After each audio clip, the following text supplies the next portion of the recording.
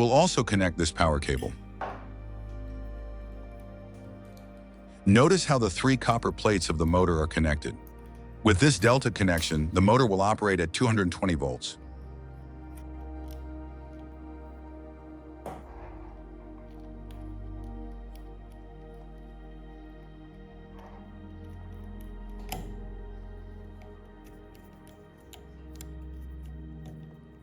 Thanks to the capacitor between 2 phases and the single-phase current between those phases, the capacitor simulates the 3rd phase, converting the 3-phase motor to single-phase.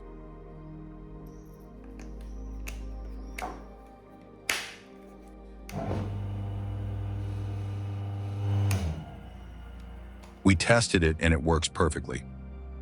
To attach the capacitor, we drill some holes in the motor fins.